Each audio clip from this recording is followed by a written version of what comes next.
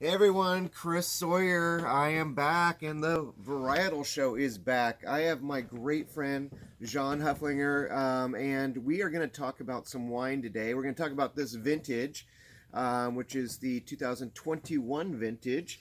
We're going to talk about some cool stuff that we're going to be pouring here. I'm going to get us going here because that's the right thing to do.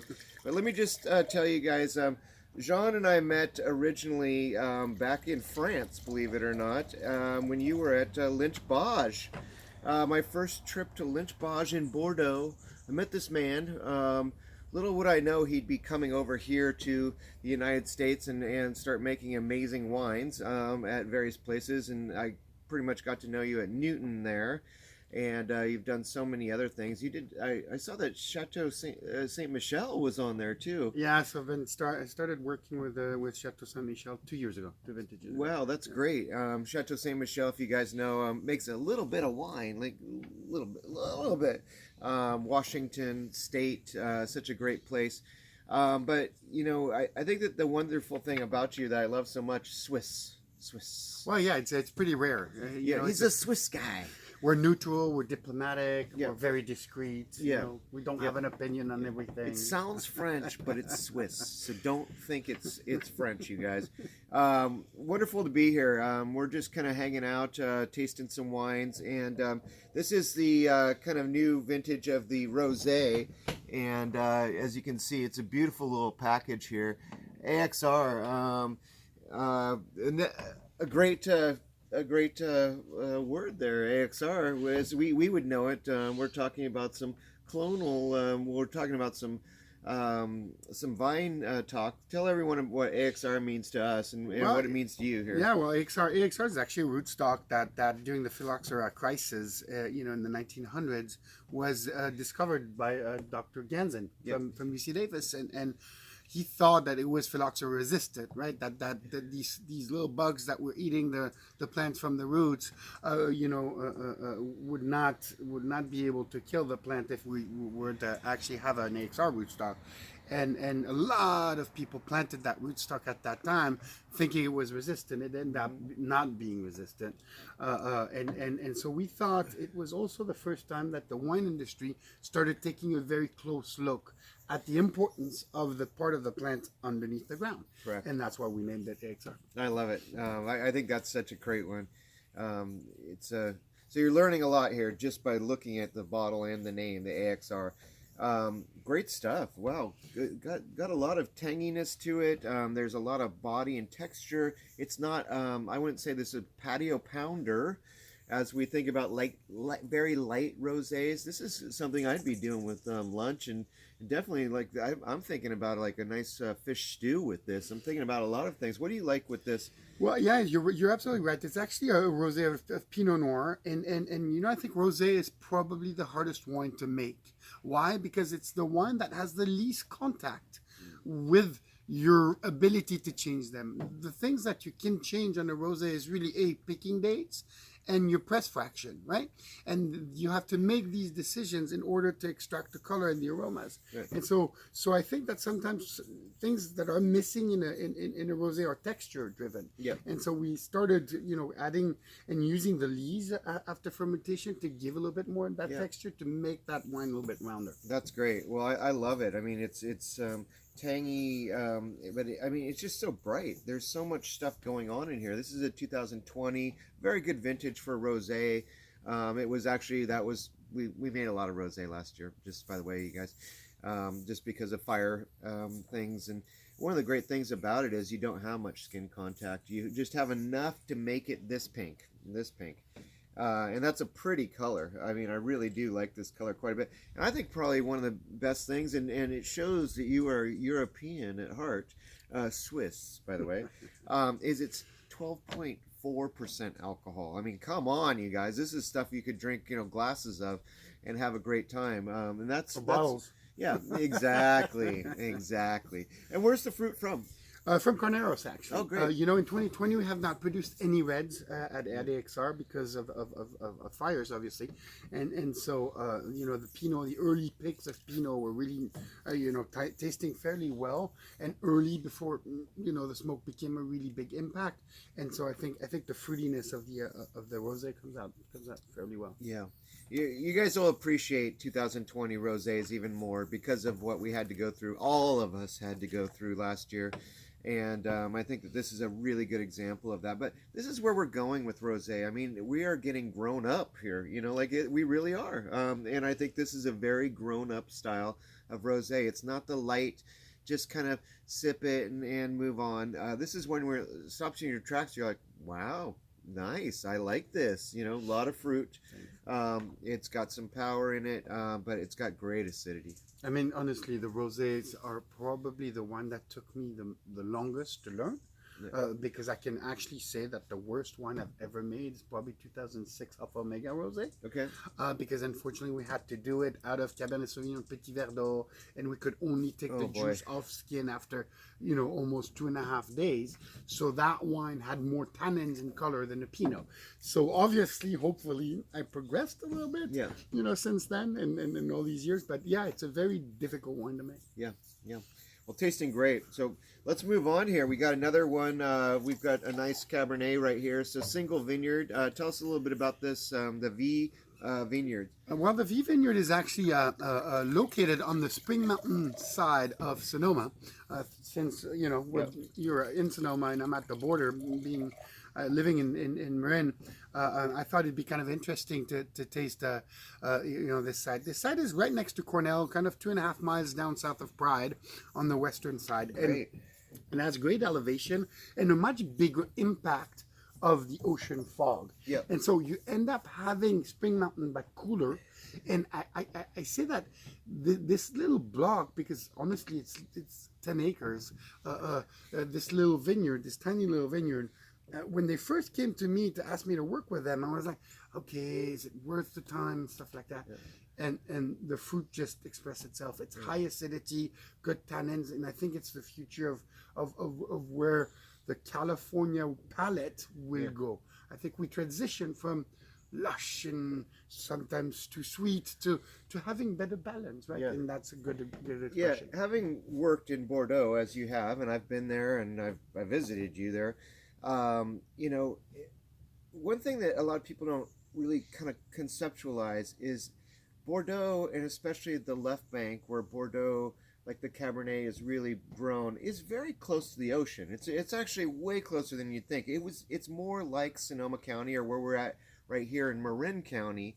We're really not that far from the ocean. The one thing that's protecting it is the largest sand dune in all of Europe, and it's a massive sand dune. I love that place. I love climbing up it, but it's not easy, you guys. You really have to climb up it. It's a big sand dune. But how do you kind of, I mean, do you feel a similarity here between Marin and Sonoma County that's very much more like the left bank there, you know, as far as heat goes? Yeah. I think Sonoma is still a little bit warmer, okay. But I think it's also the beauty of Sonoma. You know, we have a very consistent climate where we are not reactive to outside climatic demand, outside of, you know, you can maybe argue heat spells, right? But the rest is really just consistency of climate that really allows us as winemaker to be proactive, to be really able to look into what can we do to better the wine. And I think that's a little advantage we have on Bordeaux that has much more variation in its, you know, sometimes weather disaster. Yeah. Well, this is tasting great. I love the texture on this too. You've got some nice tannins. They're a little bit chewy right now. It's young. What was the oak program on this? Roughly 60% new oak. Okay. All for the rest is 1 year old. What I love about the vineyard is really that DNA of that backbone of acidity with lushness. You're absolutely right that in any humans or any wine is the same. You need to compensate by what you lack of, right? You want to progress what you don't have enough. And because of the elevation and the closeness to the ocean, you can protect that acidity fairly well. So it's always good to kind of coat these tannins with a lot of silkiness and fatness. Yeah, yeah, it's great. It's got good acidity, and I think that's also the part about kind of facing the ocean versus looking at Napa, which can get kind of warm over there. We all know that, and I think that Spring Mountain's such a great example of that. But there's two sides to Spring Mountain, you know. There's the Napa side, and then there's the Sonoma side, and it's the Mayacamas, and it's a very important mountain range in many ways. But you know, you're up near Pride Mountain, and Sally Johnson, who I had on the show a while ago, she's great. One of my favorite woman winemakers is Sally Johnson from Pride Mountain. But you know, it's volcanic up there too. I mean, what do you think you're getting out of the soil? What makes it different than the valley floor that you worked with Alpha Omega, and you were more on the hillside with Newton, but Right. what's the comparison there? Well, I think because of the elevation, you get a bigger difference between night and day that slows the sugar ripening down and allows your phenolics, aromas, and tannins to ripen along. And I think that's one of the benefits. And as far as the soil, you know, this side of Spring Mountain has, as you said, volcanic and kind of a gravelly loam that gives that acidity, you know, and it protects that acidity really well. So it's really almost impossible to make, as you said, sometimes in Napa, these over blockbustery wine Yeah. in a site like that. Yeah. Well, it's tasting great. I mean, it's got body. Believe me, you guys. It's dark fruits. There's some nice berry kind of components to it, but there's definitely a dark cherry kind of thing here. There's a very nice dark chocolate, almost bittersweet chocolate thing going on right now. I think it's we could sit here for another hour and really let this thing open up to be nice and bright and you know, just soften out a little bit. But that's the whole idea. That's why you buy a great wine, is you have to think about it like a sommelier like myself, where, you know, is it really the wonderful thing to just pop it open and just pour it and just drink it really fast and easy? Complex wines are not. I mean, they really take a little bit of time. That's why I always suggest you guys watch movies, because that really opens it up. You know, like, you got an hour and a half that wine is going to open up, and it's going to change a lot. You're going to be in a different world when you really start tasting the wine in an hour, and that character just developed in the movie, and that character just developed in the glass. Isn't that crazy how that kind of goes along together? That's the whole story, is the story that I told you of Winona Ryder and I, and when I fell in love with wine, and it was Lynch Bage, and the Lynch family said, well, come and visit us. We love this story. It was because we were watching a movie called Name of the Rose, and I had tasted some wine over at Winona Ryder's house, who I grew up with as a child in high school. I guess that's childhood. I guess that's teenager time. But and I had tasted this amazing wine, but it was also the characters were developing in the movie, and they were certainly developing in glass, and it turned out it was Lynch Bage, which is a great wine, not a normal just like, hey, let's just pour this stuff. It blew my mind out, and that's how it kind of all happened, that I met you originally in France so long ago. It seems like it must be 20 years. When were you there at Lynch 2000. You're 2000, absolutely right. yeah. 99, 2000. Yeah, that was when we went to Lynch Bage. That's amazing. What a place, though. Yeah. Oh my God, the Bage itself, the little village it is.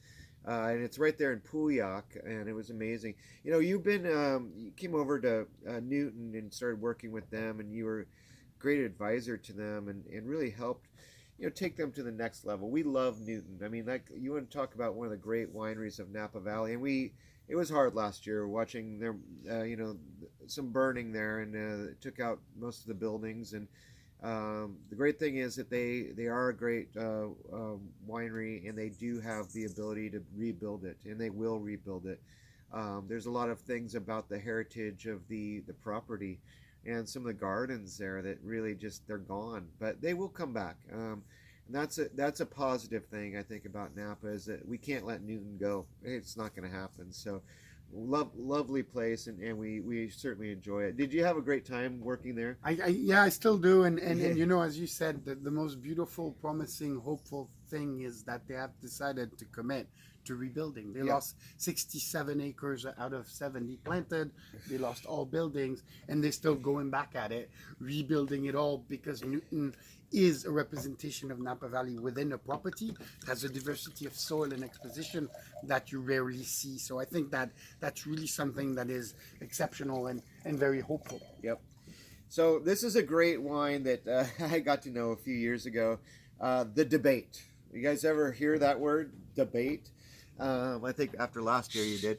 Um, Great wine here. This is from a special vineyard. Tell us a little bit about this vineyard, the 2017 vintage Cabernet Sauvignon. Yeah, this vintage, this vineyard is actually named after my partner Rob McKay and I, and it's a vineyard up on Pritchard Hill, Oh, above Lake Hennessy, obviously, and 1,500 feet of elevation, extremely volcanic soil, Yeah. very rocky volcanic soil. So you have a very, I call it a very linear vertical acidity that is driven by the minerality of Oh. that place. oh. And it's called Artelade. Artelade, yeah, exactly. Artelade, Because Arthur, Alex, and Ade are the three names of the kids. That's pretty awesome. We're not going to debate if this is good. It just is good. But where'd you come up with a name? I mean, that's pretty fun. Because we the concept is really it's sold in a 3-pack with 3 single vineyard being packaged together, and we want the consumers to taste it and judge it themselves, right? We're obviously drinking Artelade today, so we really kind of wanted to create almost a game and experience, and so we wanted to give a tribute to our kids at that time and decided to kind of name the vineyard after it. It's actually the Montagna vineyard on Pritchard Hill, up there. And again, you have that extreme minerality that supports that Napa ripeness. And I always say that in a red, the backbone is the acidity, skeleton is the tannins, right? And in this case, you could almost replace part of that acidity with that minerality that holds it together. What I like about it right off the bat is it's not, sometimes I don't want to throw this out there too much, but, sometimes you get some sweetness in Napa Valley wines. They're pretty sweet sometimes, and especially the big marketed ones. People do have a tendency to like sweetness. This is very dry. I like it. It's dry. It's kind of got that rockiness to it. It's got mountain fruit, and it's got those wild herbs, but it's got plenty of backbone and definitely a big textured wine, but also plenty of dark fruits and ripeness, and it's great, but it's really balanced. I mean, what is this, 14.8? That's a great, pretty much a standard right now where we're at with Napa, especially because of, how would you compare this with the things that you did at Alpha Omega and just like Valley Floor Fruit versus up there on Pritchard Hill? Well, yeah, because of the elevation, obviously, and I think also the influence of Hennessy, you actually slow ripening process down. Yeah. So it's actually, I thought originally it should be an early site. Yeah. It's actually a fairly late site because of that. And so again, you see that freshness that sometimes you lack of in really warm site in Napa. Yeah. What do you like to pair with this? Oh, meat.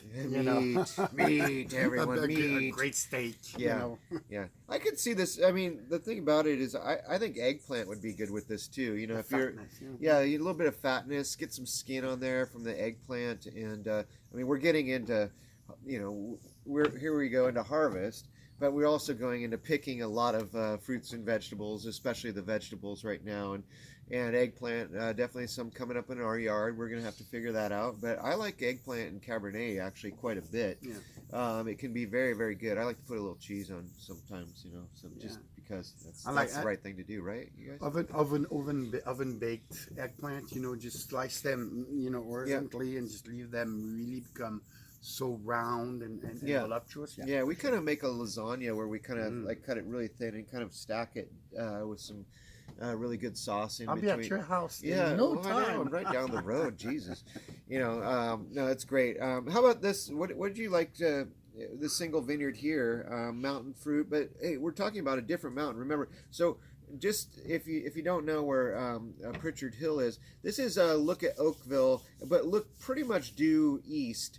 And you're looking up on a mountain there on the Vaca Mountains, and that's where it's at. It's sitting up there. It's a beautiful spot. We know a number of great wineries up there, especially Chapelet is probably the ones that really founded that one. And then you get Tim Mondavi, and you've got all sorts of other people up there. It's a great area, and it's not its own appellation, but it is to us. I mean, we call it Pritchard Hill because that's where all this is, and it's a beautiful, wonderful thing, and I just really enjoy going up there. But we're looking at a different hill here. So we're looking at one that's really facing Sonoma County here, and one that's facing really right over Napa here. So what would you do with this one?